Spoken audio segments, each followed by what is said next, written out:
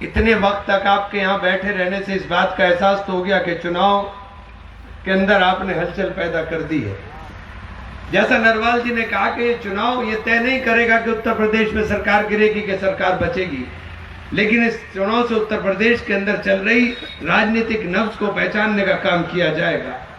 और जो हालात उत्तर प्रदेश के अंदर और पूरे देश के अंदर इस भारतीय जनता पार्टी की सरकार ने बनाने का काम कर दिया, देश के अंदर हर वर्ग परेशान है, हर वर्ग दुखी है।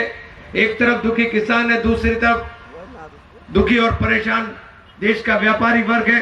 लेकिन इन तमाम सूरतों के बावजूद अगर प्रदेश के अंदर और देश के अंदर आप उनकी नब्ज को पहचानने के लिए अपने मत का सही इस्तेमाल नहीं कर पाएंगे तो ये मदहोश लोग जो सत्ता के मत के अंदर मदहोश होकर के तुगलकी फरमान ला करके देश के अंदर किसान को, देश के अंदर रहने वाले हर उन इंसान को परेशान करने का काम कर रहे हैं जो देश की तरक्की के अंदर काम आने का काम कर सकता है। आज देश के अंदर हालात हो गए, न तड़पने की इजाजत है, न फरियाद की, घुट के मर जाएं ये मर्जी है इस सरकार की। आज पूरे देश के अंदर ये हालात हो गए कि आप जुल्म करते रहो, जुल्म के खिलाफ बोलने की हिम्मत भी ना करें।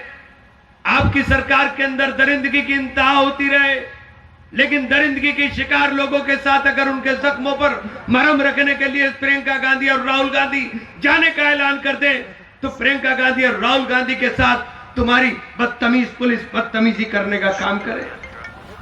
ये लिहाज भी छोड़ दे के महिला है, प्रियंका गांधी के ऊपर सीधे हाथ डालने का काम करे, राहुल गांधी को धक्का देने का काम करे। ए योगी जी, तुम अजर नहीं, तुम अमर नहीं। ये सब चीजें याद रखी जाएंगी, ये सब चीजें हम लोग याद रखेंगे। तुम अजर और अमर नहीं हो कि सत्ता तुम्हारे कदमों को पर हर पल चूमने का काम करेगी। जिस हालात को तुमने उत्तर प्रदेश के अंदर पैदा कर दिया है, जिस हालात को देश के अंदर पैदा कर दिया है, ये बदलाव की मेयार है, ये बदलाव की मेयार उठेगी। और ये बदलाव की मेयार जब उठेगी तो तुम्हारे जैसे तानाशाह लोग जो अपनी तानाशाही के आगे तुम्हारे वस्त्र ऐसे हैं जिन वस्त्रों से ये बू आती है, आनी चाहिए कि इन वस्त्रों को पहनने वाला आदमी ममता का और करुणा का प्रतीक होगा, जिसके लिए समाज के अंदर रहने वाले सब लोगों का सम्मान करने का वादा होगा, सब लोगों से प्यार और प्रेम की बात करेगा।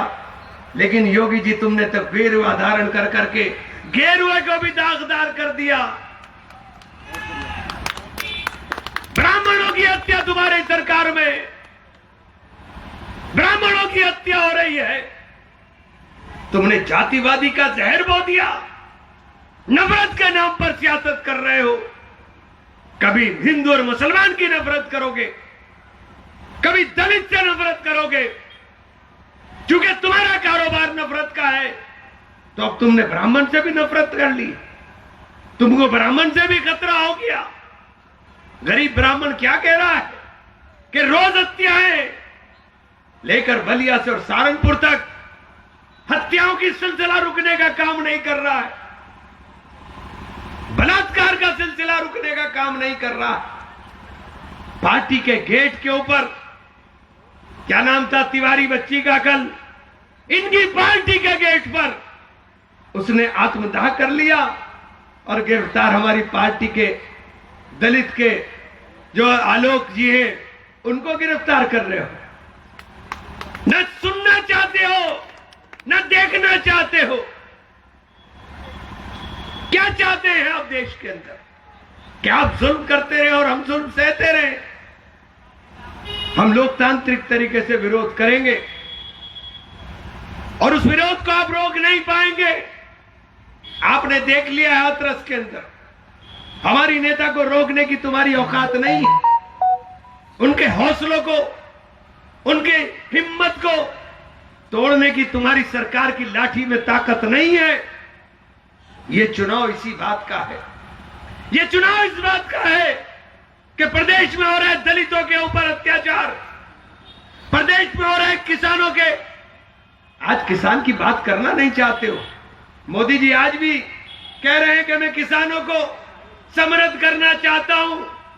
अरे कैसे समृद्ध करना चाहते हो मोदी साहब?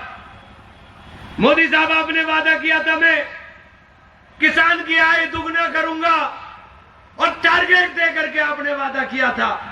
मोदी जी कभी तो सच बोल लिया करो। आपको फुर्सत नहीं है कि नाले की गैस से, नाले के निकलने वाली गैस से चाय बना ले, टरबाइन से हवा से ऑक्सीजन को अलग कर दे। नई नई चमत्कारिक बातें देश के प्रधानमंत्री करते हैं। लेकिन प्रधानमंत्री जी आपने देश के अंदर 3 कानून ला करके देश के अन्नदाता की रीढ़ को तोड़ने का काम कर दिया। आप और आपकी पार्टी के लोग कह रहे हैं कि ये काले कानून नहीं है, तो इसके दुष्परिणाम आने शुरू हो गए। हमने कल ही किसानों को रोते हुए और तड़पते हुए मंडी में देखा। 1888 रुपए धान का एमएसपी है, 1888 रुपए। उत्तर प्रदेश के अंदर तो खरीद हो नहीं रही।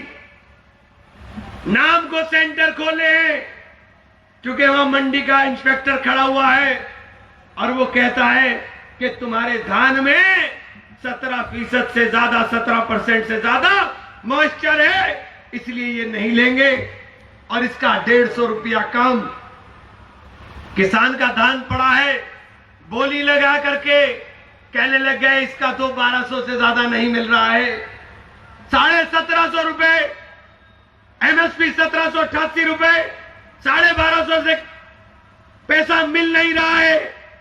150 रुपया तुमने मॉइस्चर का काट दिया और उसके बाद फिर किसान को कहा कि इसके अंदर तो काला हो गया। मोदी जी आप एमएसपी के ऊपर कह रहे हो कि खरीद होगी, क्यों नहीं उस कानून के अंदर ये बात डालते? क्यों नहीं उस कानून के अंदर ये बात डाल देते कि एमएसपी से नीचे होने वाली खरीद अवैध मानी जाएगी और खरीदने वाले के खिलाफ आपराधिक कृत्य के अंदर मुकदमा दर्ज किया जाएगा? नहीं डालेंगे आप। आपने आवश्यक वस्तु अधिनियम से खाने पीने की चीजों को बाहर कर दिया। 1955 के अंदर काला बाजारी कानून को जो इसलिए लाया गया था कि काला बाजारी को रोका जा सके। मैं एक मीटिंग में था, एक किसान ने कहा कि हमारी तो बड़ी दुर्दशा है साहब, जब हम बेचने जाते हैं सब्जी मंडी के अंदर, तो मंडी के अंदर हमारी सब्जी बिकती है कि आल है भाई, आल है, और आल की बोली लगती है और आल की बोली में आल 2 रुपए बिकती है। लेकिन जब दुकान पे लेने जाते हैं तो लौकी है, लौकी 30 रुपए मिलती है। आज देश के अंदर क्या हो रहा है? +917988 अपनी उसकी हैसियत नहीं है। आप कह रहे हो बड़ी मंडी में जाएगा। सहारनपुर का रहने वाला हूं, बराबर में हरियाणा है। हरियाणा के अंदर थोड़ा सा भाव मिलने की उम्मीद में किसान दौड़ लगाता है, लेकिन हरियाणा बॉर्डर सील कर दिया गया है, पुलिस खड़ी हुई है और हरियाणा की मंडी के अंदर 21 दिन का टाइम रखा गया है कि 21 दिन पहले आपको अपॉइंटमेंट लेना पड़ेगा। आप बताओ धान की फसल 21 दिन किसान कैसे खड़ी रख सकता है पकी हुई अपने खेत में? अगर किसान करी होती, खेती जानते, तो तुम्हारे दर्द का एहसास होता। ना इन्होंने किसानी करी ना खेती करी, इसलिए किसान के दर्द का एहसास नहीं। किसान के दर्द की और तकलीफ की शिद्दत का एहसास राहुल गांधी को था। राहुल गांधी भूमि अधिग्रहण बिल लेकर आए। उस भूमि अधिग्रहण बिल को बदलने की तैयारी है। ये जो बड़ी बड़ी गाड़ियों के अंदर आज किसान दिखाई दे रहा है, ये देन राजीव गांधी की है कि टप्पल भट्टा बारसौल से जो आंदोलन स्टार्ट कर करके किसान को दिया था, ये देन राहुल गांधी की है, उसको चेंज करना चाहते हैं। मैं साथियों इसलिए ये बात कहना चाहता हूं कि यहां से संदेश जाएगा, हम चुनाव जीते हारे कोई फर्क पड़ने वाला नहीं है, लेकिन अगर यहां से चुनाव जीत करके सुशील चौधरी जाएगा तो देश में एक संदेश जाएगा कि राहुल गांधी की बात के अंदर दम है, प्रियंका गांधी की बात के अंदर दम है, और किसान को अपने दर्द का किसान को अपने दर्द का, दलित को अपने दर्द का एहसास है, और देश के अंदर रहने वाला वो समाज जो अग्रणी समाज है, ब्राह्मण समाज, वो समझ रहा है कि ये जाति हो रही है, जुल्म हो रहा है।